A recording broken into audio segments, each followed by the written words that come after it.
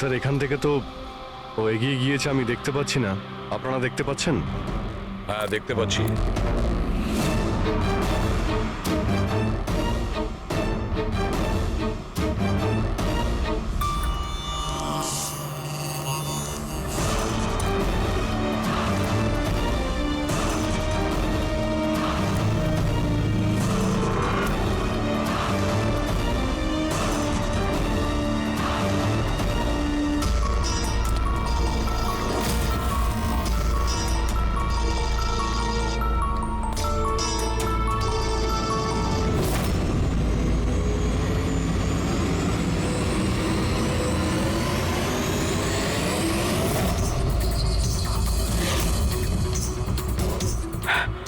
আমার সোনা, একদম চালাকি নয়, তা না হলে না না না,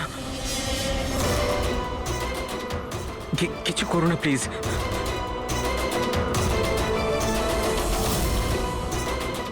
চল ব্যাগটা ফেল। কিন্তু আমার মেয়ে। প্রথমে টাকা, তারপরে হ্যাঁ, মেয়ে। ঠিক আছে ঠিক আছে।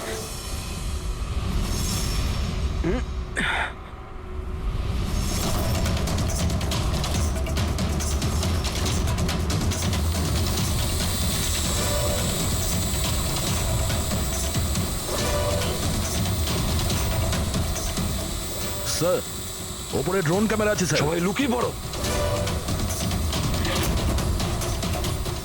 সিআইডি, তোকে বলেছিলাম না একা আসতে। এবার সারা জীবন আফসোস করবি নিজের মেয়ের জন্য। না না না, আই এম সরি, আমার ভুল হয়ে গেছে। তোর ভুলের শাস্তি এবার তোর মেয়ে ভোগ করবে। না না, এরকম বলো না প্লিজ। আরে দাঁড়াও দাঁড়াও, আমার মেয়েকে আমাকে ফিরিয়ে দাও।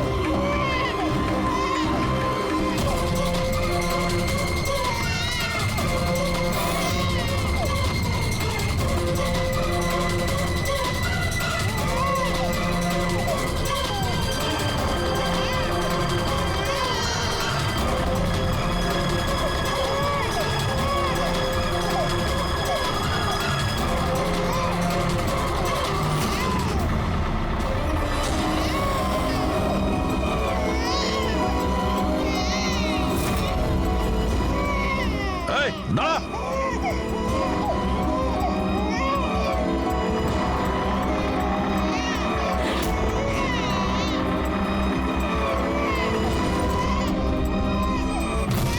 এই, এই।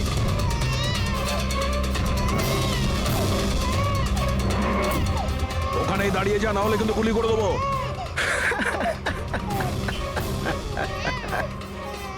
গুলি চালিয়ে দেবে তাই না? হ্যাঁ, গুলি চালিয়ে দেবে। এও বলছে সিআইডি আঙ্কেল মজা করছে, কিন্তু আমার গায়ে তো একটাও আঁচড় লাগবে না, কারণ বাচ্চাটা আমার কাছে আছে। আর এ যতক্ষণ আমার কাছে আছে, আমি জানি তুমি আমার উপর গুলি চালাতে পারবে না। চালাবে চালাবে।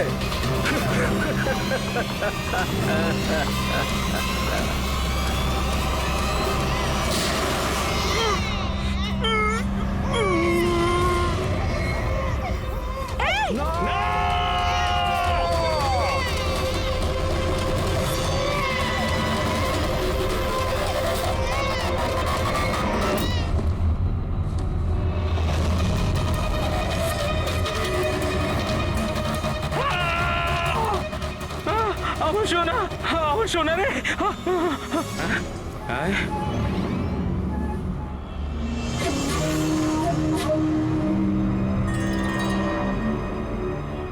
মাই গড, এটা তো বাচ্চা নয়, এটা তো একটা পুতুল। স্যার, বাচ্চা ঠিক আছে? দয়া, এটা বাচ্চা নয়, ডামি, একটা পুতুল। কিডন্যাপারকে জিজ্ঞেস করো বাচ্চাটা কোথায়। Yes sir. এই, বাচ্চা কোথায়? এর পিঠে রক্তের দাগ।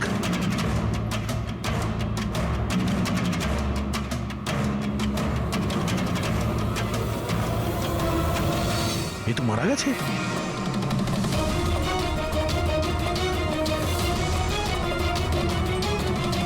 কি হলো? কিছু বললো? বুঝতে পারছি না, এ তো মারা গেছে? ওকে পায়ে গুলি করনি? আরে গুলি তো আমি পায়েই চালিয়েছিলাম, কিন্তু গুলি যদি পায়ে চালাও তাহলে পিঠে লাগলো কি করে? কি করে মারা গেল? বুঝতে পারছি না স্যার। ও মাই গড, এবার আমার মেয়ের ব্যাপারে কি করে জানতে পারবো আমি? সিআইডির লোক হয়ে আপনি এইভাবে গুলি মেরে দিলেন? শুধু এই জানতো যে আমার মেয়ে কোথায় আছে। আহ!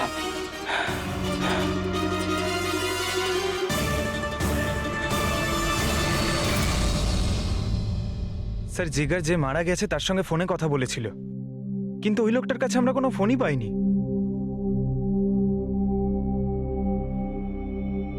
জানি না ড্রোনটাও কোথায় উধাও হয়ে গেল।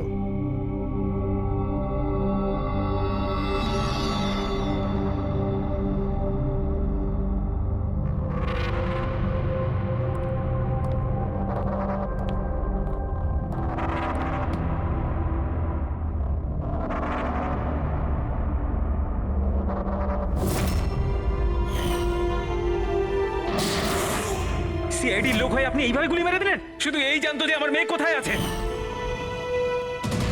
হ্যাঁ সালুকে, বস, ওই লোকটি যে গুলিটা লেগেছে ওই গুলিটা দয়ার বন্দুক থেকেই ছোড়া হয়েছে।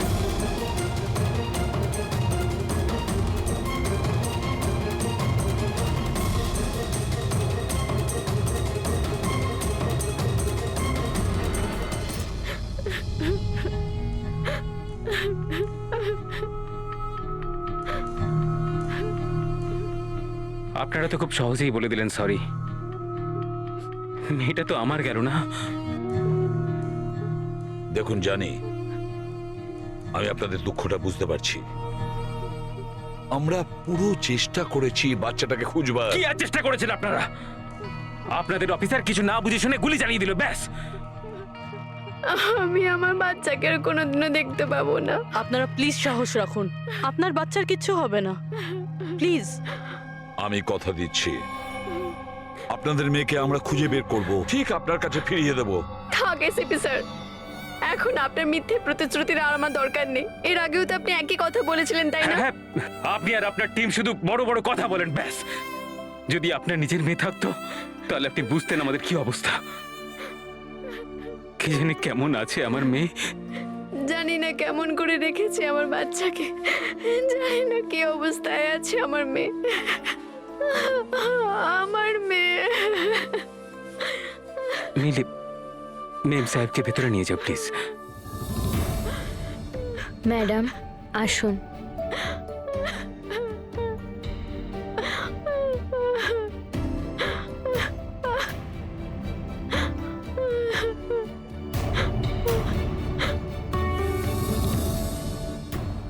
দেখো, এই মুহূর্তে শুধু একটা কথাই বলবো, আশা ছেড়ো না, আমাদেরকে ভরসা করতে পারো।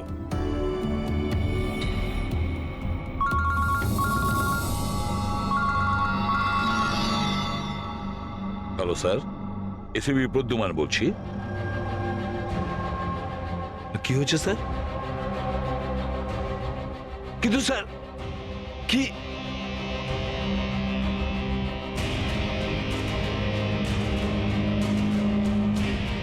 ঠিক আছে স্যার, ঠিক আছে, আমি দয়াকে অ্যারেস্ট করব।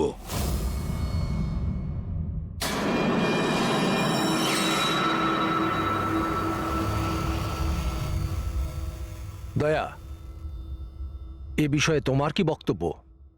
অফিসার তোমার কথা বিস্তারিতভাবে জানতে চাইছেন। বিশ্বাস রাখো, তোমার সাথে ন্যায় করা হবে।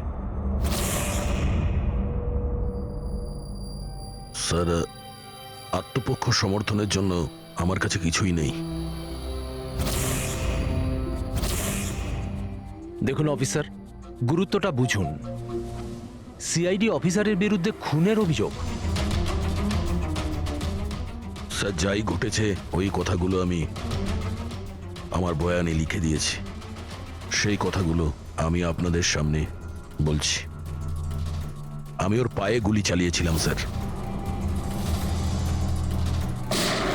পিঠে গুলি আমি মারিনি। কিন্তু তোমার জন্যই একটা নিরীহ শিশুর প্রাণ বিপদে পড়ে গেছে। ওই দুধের শিশুটার প্রাণের চিন্তা আমারও আছে স্যার। ওই সময় যা কিছুই ঘটেছে তুমি আমাদের বিস্তারিতভাবে বলো।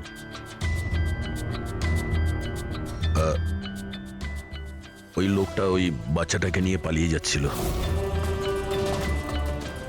আমি ওকে দাঁড় করানোর চেষ্টা করেছিলাম কিন্তু ও শুনেনি। আমি গুলি করেছিলাম ওর হাঁটুর নিচে যাতে ও পালিয়ে যেতে না পারে, আর আমি বাচ্চাটাকে ওর হাত থেকে নিয়ে নেব। কিন্তু পরে গিয়ে দেখি যে ও মারা গেছে। আশ্চর্য। ইন্সপেক্টর দয়া বলছেন যে উনি ওর পায়ে গুলি চালিয়েছিলেন, যেখানে পায়ে কোনো জখমই ছিল না। গুলি ওর পিঠে লেগেছিল, আর ফরেন্সিক রিপোর্টও এই কথাই বলছে যে ওই গুলিটা আপনারই। এখন এটা আপনি কি করে ভুল প্রমাণ করবেন? স্যার, ওখানে কন্টেনারে পা পিছলে যাওয়ার দাগ ছিল। আমার মনে হচ্ছে যে এরকম ঘটেছিল যে যখন আমি গুলি চালিয়েছিলাম ওর পা পিছলে গেছিল, আর ও নিজেকে সামলানোর চেষ্টা করছিল, আর ও নিচের দিকে ঝুঁকে পড়েছিল। আর হতে পারে সেই সময় গুলি ওর পিঠে লেগেছে, কিন্তু আমি গুলি ওর পায়েই করেছিলাম। মানে আপনি মানছেন তো যে আপনার গুলি ওর পিঠে লাগতে পারে, যার কারণেও মারা গেছে? হতে পারে স্যার, কিন্তু আমি জেনে বুঝে ওকে মারিনি। দেখো, অজান্তেই মারো বা জেনে বুঝেই মারো, ও তো মারা গেছে না? তাও একটা নিরস্ত্র মানুষের উপর গুলি চালিয়ে দিলে তুমি। ব্রেকিং নিউজ, সিনিয়র অফিসার দয়া এখন কাঠগড়ায়। আর এই অপরাধ থেকে মুক্তি পাওয়াটা দয়ার জন্য একটু অসুবিধাজনক হবে। কিছু মানুষ এটাও বলছেন যে সিআইডি সিনিয়র ইন্সপেক্টর দয়াকে বাঁচানোর জন্য প্রমাণগুলো লোপাট করার চেষ্টা হতে পারে, যখন সমস্ত প্রমাণ তার বিরুদ্ধে রয়েছে। আর সিনিয়র ইন্সপেক্টর দয়া নিজেকে নির্দোষ প্রমাণ করার জন্য সবকিছু করতে পারেন। সূত্রে এটাও জানা যাচ্ছে যে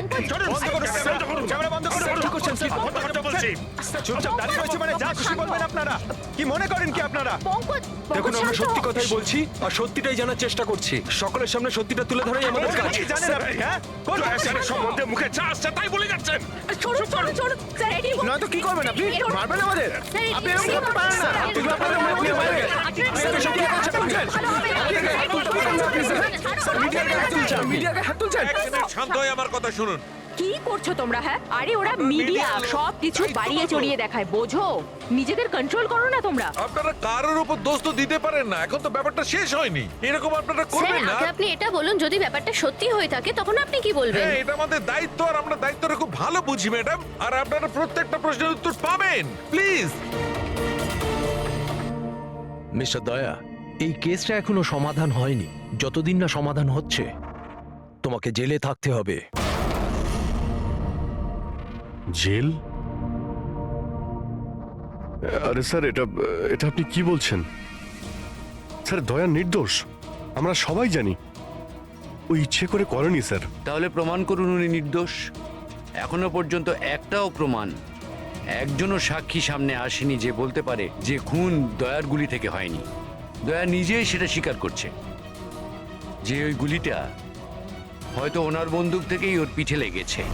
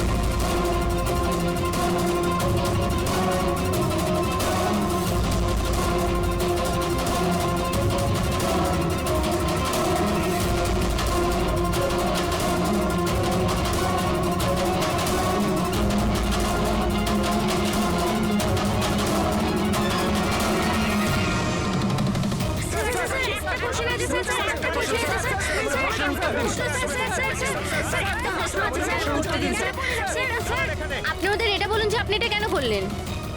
আপনি চুপ করে আছেন কেন? তার মানে এটাই যে আপনি গিল্টি। উত্তর দিন স্যার।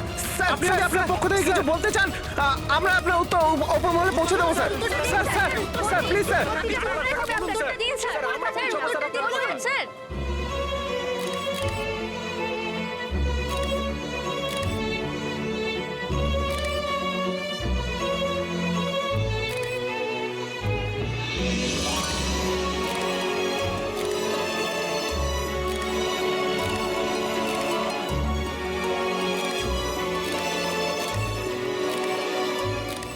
আপনারা দেখতে পাচ্ছেন অফিসার দয়া নিজের কার্যকলাপে লজ্জিত। লজ্জায় ওনার মাথা নিচু হয়ে গেছে। আমাদের অনেক জিজ্ঞাসাবাদের পরও ওনার মুখ থেকে কোনো কথা বেরোয়নি। দয়া স্যারকে হাত করা পড়ে দিয়েছে। এরা এরা কোথায় নিয়ে যাচ্ছে দয়া স্যারকে? জেল আবার কোথায়? স্যার কিছু বলুন না স্যার। স্যার দয়া স্যারকে আটকান না স্যার প্লিজ।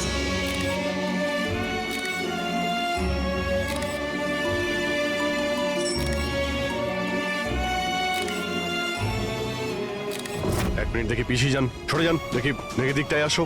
আরে ভাই একটু তো সময় দাও প্লিজ, পরে সব বলছি, এখন যান আপনারা প্লিজ।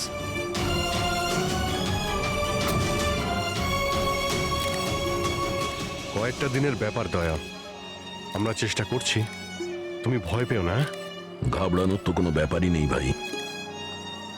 না কোনো ভয় আছে, না কোনো গ্লানি।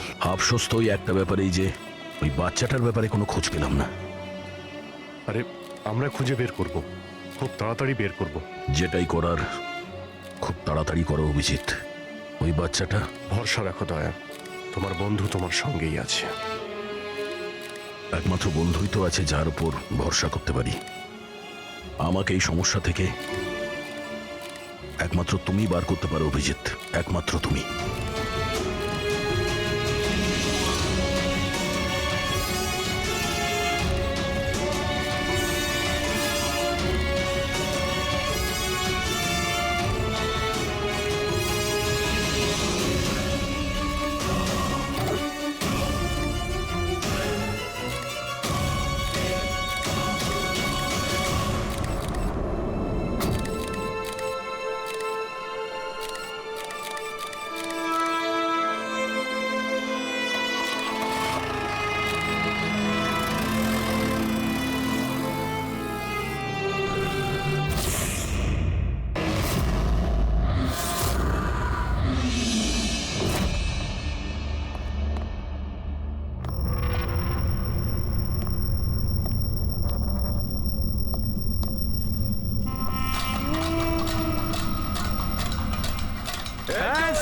খুব চড়িয়ে গেছিল, এখন নিজেই জেলে এসে গেছি। এতদিন নিজে আসামি ধরতিস, এখন কেমন লাগছে আসামি হয়ে এখানে ঢুকতে? দেখ কেমন লাগে। ইন্সপেক্টর আসামির পিছনে ছুটে বেড়া। এখন দেখ তুই জেলে চক্কর কাটছিস, দেখ এবার কেমন লাগে। আমরা কিভাবে জীবন কাটাই দেখ এখানে। তোকে নাকি আসামিরা ভয় পায়, এবার তুই টের পাবি আসামিদের জীবন কি হয়।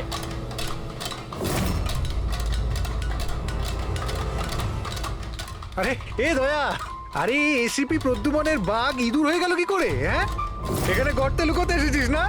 আরে ওই আরেকটা ইঁদুর কোথায়? আরে ওই কি যেন নাম ওর? হ্যাঁ অভিজিৎ। আরে ও কোন গর্তে লুকিয়ে আছে? বের হয়ে গেল তো তোদের সমস্ত সিআইডি গিরি। হ্যাঁ এখন কি করবি? শাড়ি পরে সিগন্যালে সিগন্যালে নাচানাচি করবি? হ্যাঁ চুপ। আরে দয়া বল না, আরে গর্তে লুকোতে এসেছিস নাকি? আরে বল না, ভয় পাচ্ছিস কেন? এই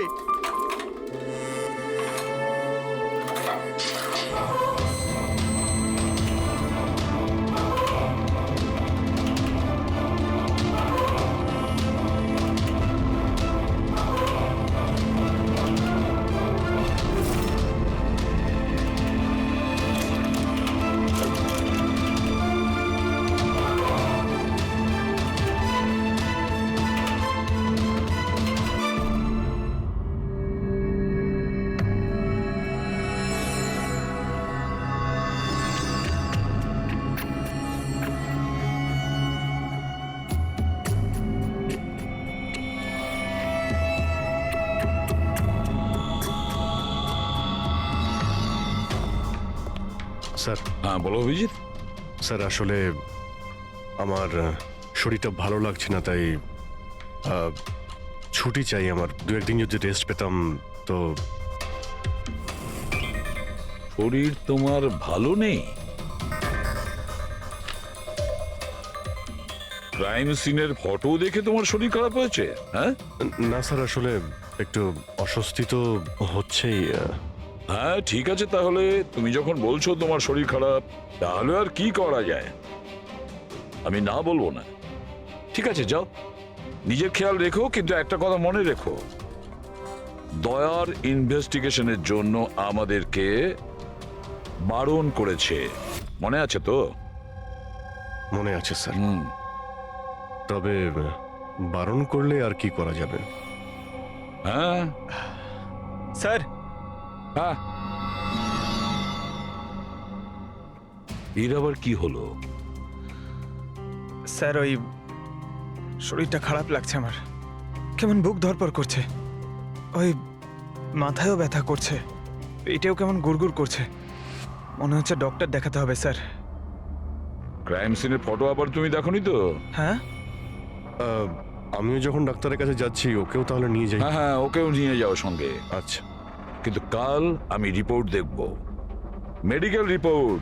হ্যাঁ স্যার, সেটা তো দেখাবই নিশ্চয়ই। যাও তাড়াতাড়ি যাও। Thank you sir.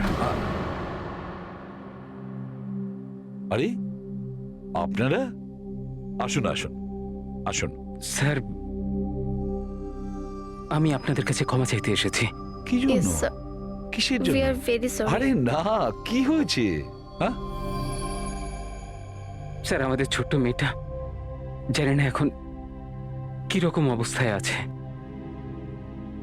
ওর দুঃখে কে জানে আপনাদের সবাইকে কি না কি বলে ফেলেছি, and I am really very sorry. আমি বুঝতে পারি, ইটস কোয়াইট ন্যাচারাল। কোনো ব্যাপার না। আমরা ভেতরে বসি, আসুন, চলে আসুন, কামিন।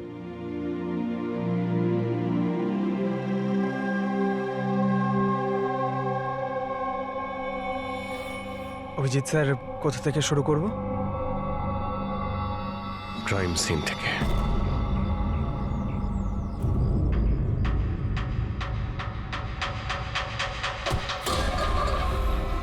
ক্ষমা করে দে ভাই, ভুল করে হাত লেগে গেছে। কোনো ব্যাপার না।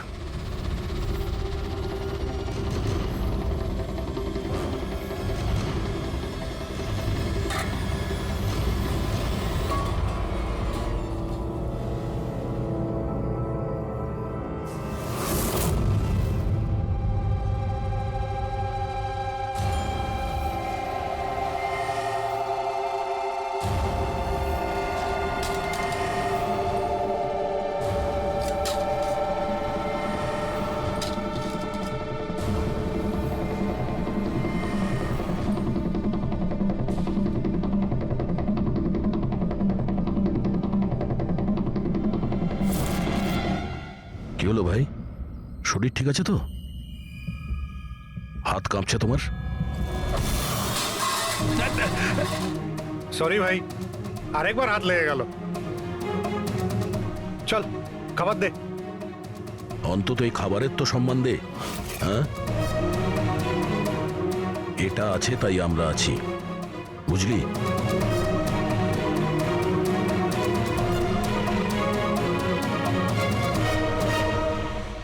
খাবার দে।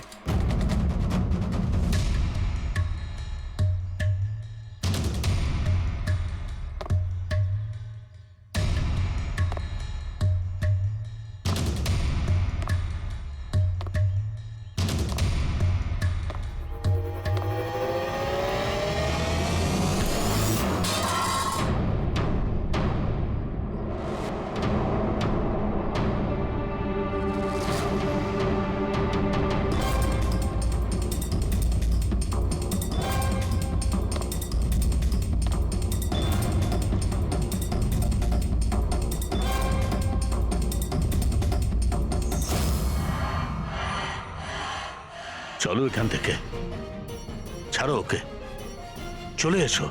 অনেকক্ষণ থেকে এদের নাটক দেখছি আমি। যা বলছি বোঝার চেষ্টা করো দয়া, চলো এখান থেকে। দেখো কাকা, বয়স হয়ে গেছে, সাইড হয়ে যাও। দয়া, বোঝার চেষ্টা করো, এরা তোমাকে উস্কানোর চেষ্টা করছে। ওরা চাইছে ওদের সঙ্গে তুমি ঝগড়া করো, মারপিট করো। বললাম না কাকা, সাইড হয়ে যাও। আমিও তো দেখি সিনিয়র ইন্সপেক্টর দয়ার কতটা সাহস হয়েছে, দম আছে।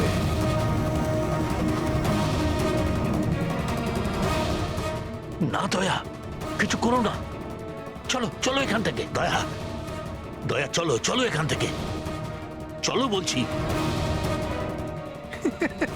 মিতু,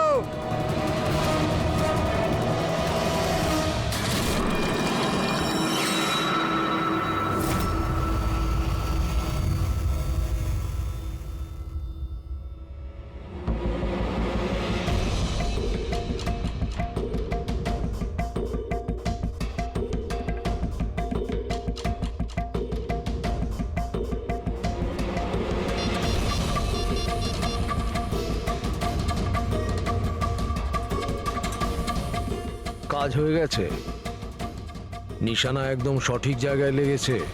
ডক্টর সালুখে, এবারেই নতুন জিনিসটা আবার কি? এটাকে এএলএস বলে ফ্রেডি, অল্টারনেটিভ লাইট সোর্স, বৈকল্পিক প্রকাশ উৎস। শরীরের ভেতরে যে ক্ষত সৃষ্টি হয় তার পরীক্ষা এর সাহায্যেই করা হয়। এই দেখো বস, এইখানে কিছু দেখতে পাচ্ছ?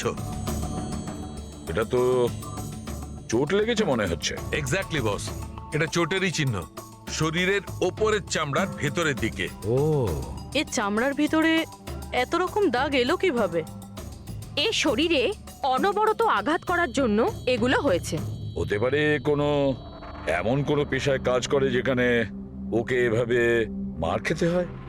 আমি বলতে চাইছি এ হয়তো কোনো বক্সার হতে পারে, বা কিক বক্সার হতে পারে, বা টার্নম্যান হয় না ফিল্মে যারা অ্যাকশন করে, সেটাও হতে পারে। আর একটা কথা বস, কি?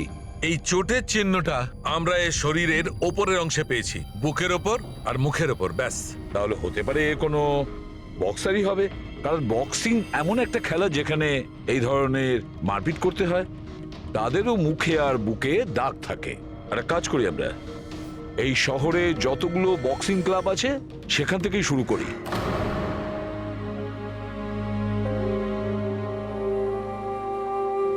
কেন ওদের উপর রেগে যাচ্ছিলে? ওরা তো এটাই চাইছিল যে তুমি ওদের সঙ্গে ঝগড়া করো। প্রায়শই অপরাধী পুলিশকে, সিআইডি কে ঘৃণা করে। আপনিও করেন নাকি ঘৃণা? এখানে যারা আছে তারা সবাই ভাবে যে বিনা কারণে আমরা এদের জেলে পাঠিয়ে দিয়েছি। হয়তো আপনারও এটা মনে হয়। একদম নয়, আমি তো সিআইডি লোকেদের সম্মান করি। গর্ব কেন? কারণ আমার ছেলেও খুব বড় একজন অফিসার ছিল, সাব ইন্সপেক্টর অনিল। হ্যাঁ, কিন্তু কি হয়েছে ওর? ওকে ওকে 26শে নভেম্বর গুলি করে মেরেছে। ছেলের শোকে ওর মা ডিপ্রেশনে চলে যায়। ওকে কিছুতেই বোঝাতে পারছিলাম না যে ওর ছেলে আর এ জগতে নেই। সেই শোকে ও দুবার আত্মহত্যা করার চেষ্টা করেছিল, কিন্তু দুবারই ও ব্যর্থ হয়েছে। আমি বাঁচিয়েছিলাম ওকে, কিন্তু তৃতীয়বার ওকে আর আমিও বাঁচাতে পারিনি, কারণ তৃতীয়বার ও বিষ খেয়েছিল।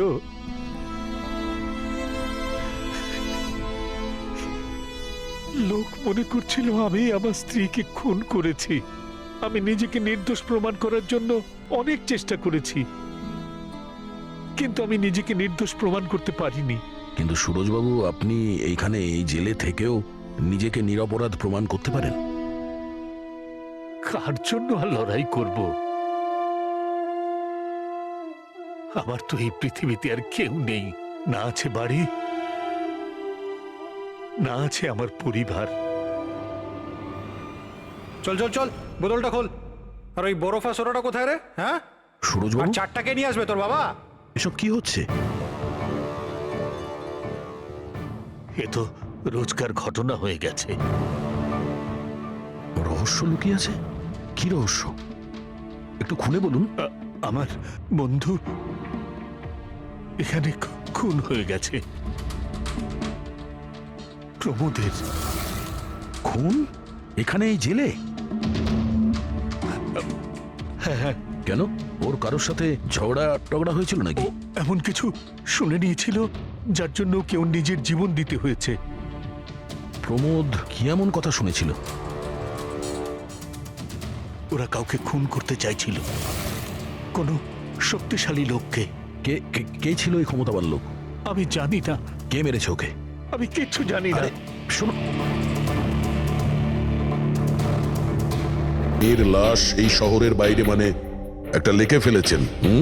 হ্যাঁ স্যার, আমি এটাই বলছি। আর এই সব কিছু আমি ওর বলাতেই করেছি।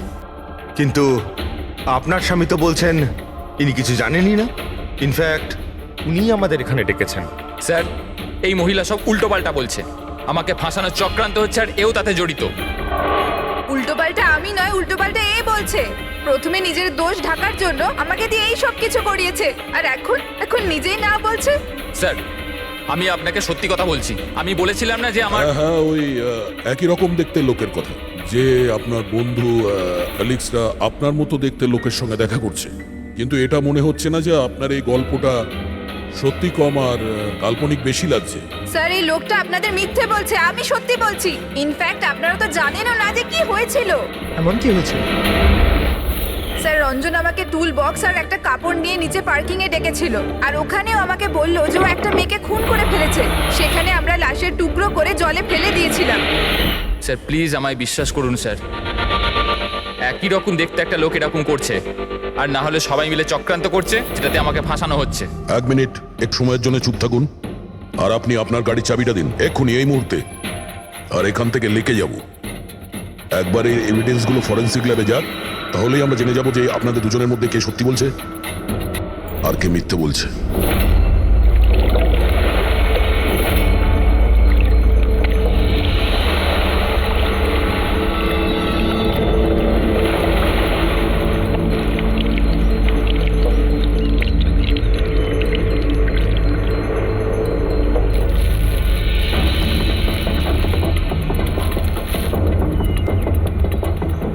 এই মেয়েটা কে? স্যার আমি কি জানি, আপনি আমাকে কেন জিজ্ঞেস করছেন? যা কিছু জানার এর থেকে জানুন না। স্যার, আমি এই মেয়েটাকে চিনি না। আমি জানি না একে। আমি একে মারিনি স্যার। আমি তো ওই সময় শুধু এই লোকটার হেল্প করছিলাম। আমি অনেক রাত অবধি অফিসে ছিলাম স্যার। আপনি চাইলে সিসিটিভি ফুটেজ দেখতে পারেন। চিনের নিচে দেখো, থুতির নিচে স্টিচেস আছে না? আর সেগুলো খুব বেশি পুরনো নয়, মনে হচ্ছে কিছুদিন আগেই ও আঘাত পেয়েছে। পুরবি কোনো না কোনো ক্লিনিক বা হসপিটালে স্টিচগুলো করা হয়েছিল, সেখান থেকে এই মেয়েটার ব্যাপারে জানা যেতে পারে। একটা কাজ করো ফেডরিক, পঙ্কজ, এই বডির টুকরোগুলো আছে না, এই সব কটা আমাদের ফরেন্সিক ল্যাবে পাঠিয়ে দাও। আর এদের দুজনকে আমাদের ব্যুরোতে নিয়ে চলো। স্যার, এ বলছে যে কয়েকদিন ধরে ওরই মতো দেখতে কোনো লোক ওকে ফাঁসানোর চেষ্টা করছে। এর চেনাশোনা লোকরা ওই লোকটার সঙ্গে বিভিন্ন জায়গায় দেখা করছে, আর ওরা ভাবছে যে ও এই। হ্যাঁ স্যার, আমায় ফাঁসানো হচ্ছে স্যার। আর ওই চক্রান্তে এও রয়েছে স্যার। স্যার আপনিই বলুন, আমি যদি এসব করতাম তাহলে আমি আপনাদের ফোন কেন করতাম? স্যার, এখন অবধি আমি আপনাদের যা বলেছি সবকিছু প্রমাণ হয়েছে তো। লাশ তো পাওয়া গেল লেকে, আর ওর গাড়ির ডিকিতে রক্ত পেলেন তো। স্যার আপনি নিজেই বলুন, যখন এতটা সত্যি আমি বলেছি তাহলে এখন মিথ্যে আমি কেন বলবো? আমাকে ফাঁসানোর জন্য স্যার। আমি বলছি স্যার, এটা চক্রান্ত স্যার, আমাকে ফাঁসানোর জন্য। ব্যাস ব্যাস, কে কি কাজ করেছে আর করেনি সেটার খোঁজ আমরা করব। শুধু একটা কথা মনে রাখবেন, যে আমাদের সন্দেহ শুধু আপনাদের দুজনকে। বাট স্যার আমি কিচ্ছু করিনি, আমি নির্দোষ। আমি হতে পারে হয়তো আপনি খুন করেননি, কিন্তু লাশকে টুকরো টুকরো করে লেকে ফেলে দেওয়া এটাও কিন্তু বড় অপরাধ, বুঝেছেন আপনি? স্যার, সিসিটিভি ফুটেজ পেয়ে গেছি।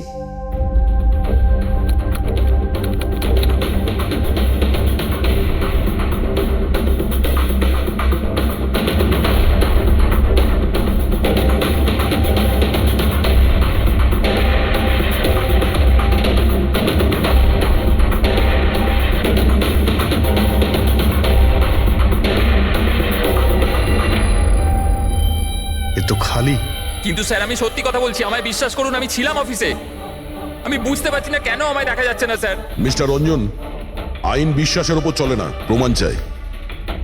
আপনার অফিসের যে ফুটেজ সেটা সবার সামনে, আপনি ওখানে নেই, তার মানে এটাই হচ্ছে যে আপনার মিসেস যেটা বলছে সেটাই সত্যি। না না স্যার, আমি সত্যি কথা বলছি স্যার, আমি অফিসেই ছিলাম। আমি বুঝতে পারছি না যেটা কিভাবে হলো। হ্যাঁ, কিন্তু আপনার অফিস ফাঁকা দেখাচ্ছে কেন? স্যার, রঞ্জন এই কোম্পানির সিইও। এই ফ্লোরে শুধু ওই থাকে। ও ছাড়া একজন পিয়নও আছে, সে সেদিনকে ছুটিতে ছিল। আচ্ছা, রঞ্জন বাবু ঠিক ওই দিনেই আপনার পিয়ন অ্যাবসেন্ট কেন? স্যার আমি সত্যি বলছি স্যার, আমি অফিসে ছিলাম। মিস্টার রঞ্জন, নিজেকে নিরপরাধী প্রমাণ করবার জন্য কোনো রকম প্রমাণ আপনার কাছে নেই, বুঝেছেন? আরে কুন্দন, ভালো হয়েছে তুই এসে গেছিস। ভাই, এরা বলছে যে আমি কারো খুন করেছি। আরে আমি কাউকে কিভাবে মারতে পারি বল না, বোঝা না ভাই। এ করতে পারে না স্যার। স্যার, এর জীবনে একটা মাছি পর্যন্ত মারেনি। হ্যাঁ, এটা ঠিক যে ও মাঝে মাঝে খুব রেগে যায়, রাগকে কন্ট্রোল করতে পারে না। হ্যাঁ স্যার, অনেক দিন ধরে চিকিৎসা চলছে ওর। ওষুধপত্রও খান রঞ্জন দাদা, কিন্তু কখনো কখনো যদি ওষুধ খেতে ভুলে যায় তাহলে নিজেকে সামলাতে পারেন না। এই কথাটা তুমি আমাদের কেন বলনি? স্যার আমি ওই শুধু আপনাকে নয়, কাউকেই হয়তো বলেনি কথা। আমার ক্ষমতা চলতো তো তার এই বিয়েটা হতেই দিতাম না। আমি তো আমার মেয়ের কাছে হেরে বসে আছি। এই লোকটা তো একটা সাইকো সাইকো। এই রঞ্জন একজন মানসিক রোগী। এর পার্সোনালিটি ডিসঅর্ডার আছে। এর মাথা তো সেটাই মনে রাখে যেটা ও মনে রাখতে চায়, বাকি সমস্ত কথা তো এ ভুলে যায়। হতেই পারে স্যার যে খুনটা এই করেছে আর ভুলে গেছে। ব্যাপারটা হচ্ছে যে আমি আগে অসুস্থ ছিলাম, কিন্তু তারপর আমি ঠিক হয়ে গেছিলাম। আপনি এরম কেন বলছেন?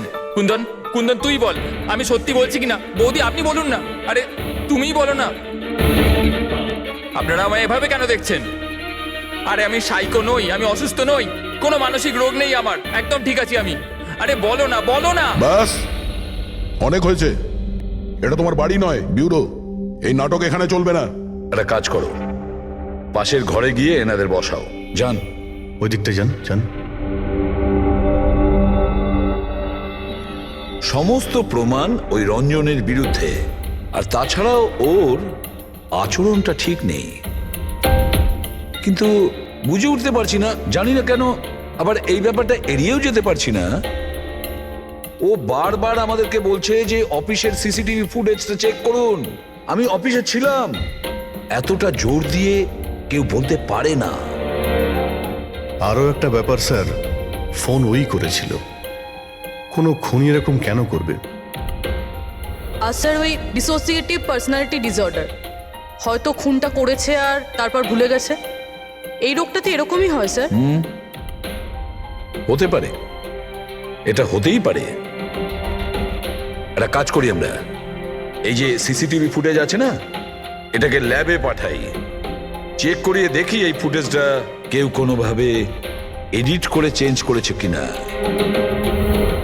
আর স্যার, ওই একই রকম দেখতে ব্যাপারটা। ও এটা বলছে যে ওর বন্ধুরা ওর মতো দেখতে লোকটাকে দেখেছে, আর ওই লোকটা ওর বন্ধুগুলোকে চিনতেও পারেনি। চলো ওর বন্ধুদের সাথে কথা বলি, জিজ্ঞাসাবাদ করি, জেরা করি, তারপর দেখি ওদের কথায় কতটা সত্যি আছে। স্যার হতে পারে এই চৈতালি আর কুন্দন রঞ্জনের শুভাকাঙ্ক্ষী হওয়ার চেষ্টা করছে, হয়তো তা নয়। আর এদিকে শায়লা, উনি তো চানই এই দোষটা রঞ্জনের ওপর আসুক, যাতে ওনার মেয়েকে আর এই বিয়েটা করতে না হয়। স্যার যে মেয়েটা মারা গেছে ওর ফটো হসপিটালের ক্লিনিকে পাঠিয়ে দিয়েছি। ওকে শনাক্ত করা হয়েছে। ওর নাম হলো অনামিকা। দুদিন আগেই ওখানে গেছিল ওর আঘাত দেখাতে। অনামিকা, অনামিকা, এই অনামিকার পুরো ফোন রেকর্ড চেক করো, খোঁজ নাও এ কোথায় থাকতো, কি করতো, এর সঙ্গে রঞ্জনের কি সম্পর্ক ছিল।